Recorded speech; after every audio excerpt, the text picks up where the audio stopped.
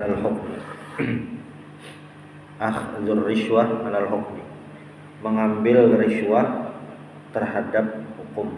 Nah, apa yang dimaksud riswah dalam sebuah hadis ini diriwayatkan oleh Imam At-Tirmidzi dari Abdullah bin Amr, la'ana Rasulullah sallallahu alaihi wasallam ar-rashi wal murtashi. Qala al-ulama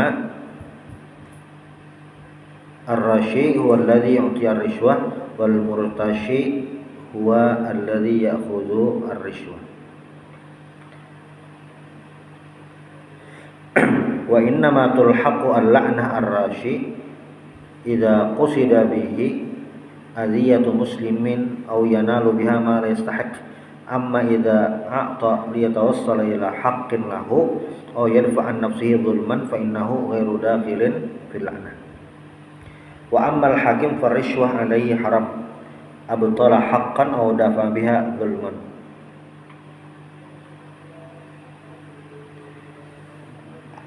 Siapakah ar-rasyil murtashi? Rasyil murtashi ini adalah orang yang menyuap. Rishwah itu suap. Bahasa wayah ini di KPK itu adalah gratifikasi. Haram, dosa besar. Nah, nyaman jadi rumusnya. Tapi di sini disebutkan oleh Imam Az-Zahabi, pendapat ulama, ar-rashi itu adalah yu'tir rishwah. Ar-rashi itu adalah orang yang memberikan suap, artinya pelaku suapnya. Nah, wal murtashi huwa alladhi ya'khudhu rishwah. Sedangkan murtashi itu yang mengambil suap. Nah, yang dimaksud dengan laknat bagi pelaku rishwah ini, pelaku suap ini adalah apabila ingin aziyatu muslim, mencederai, melukai, menzalimi seorang muslim, atau mengambil hak yang bukan haknya. Itu. Adapun apabila memberi untuk memperoleh kebenaran atau supaya inya kada dizolimi, ini kada masuk dalam laknat yang dimaksud di sini. Nah, itu makanya bilanya dasar haknya itu, dasar haknya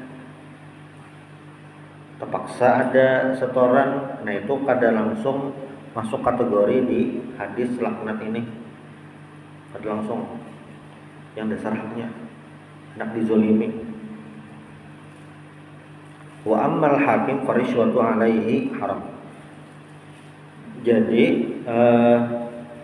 ini kan riswah lawan al-hakim as-suq minggu semalam. Lain hakim al-qadi as-suq.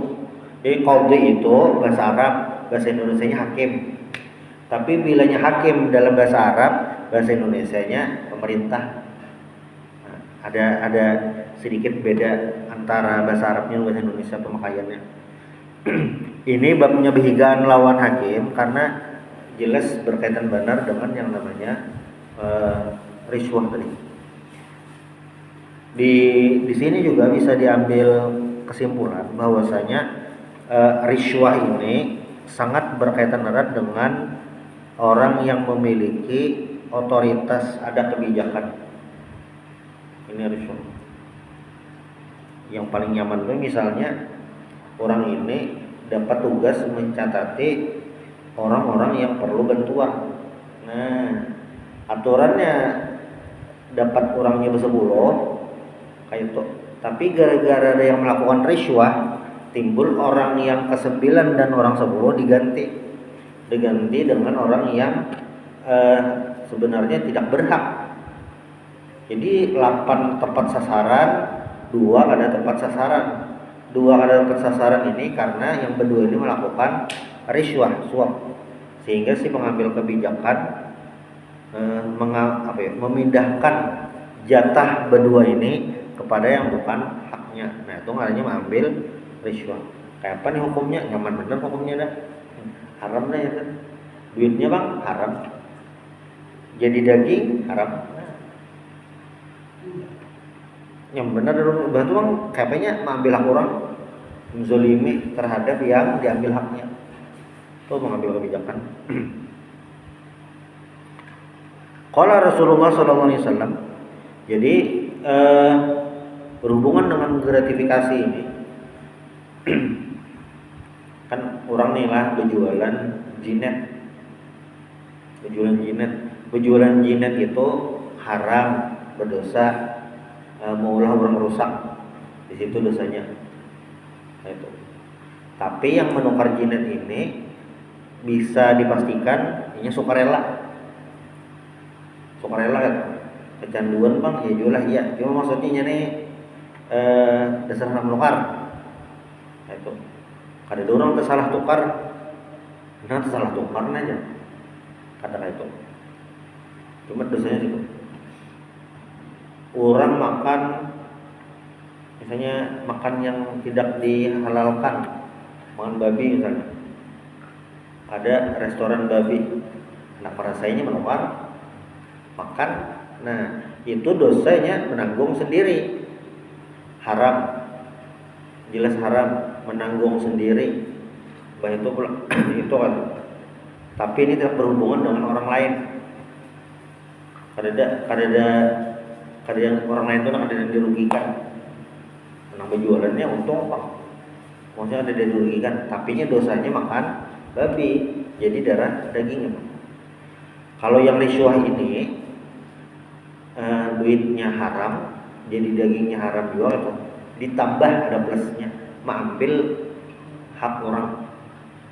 Wah ini apalagi bantuannya ke sama keluarga yang harusnya misalnya satu keluarga itu ada 4 orang itu dapat bantuan malah ada jadi. Nah berarti minta maafnya ke 4 orang. Ustaz, Ya. kalau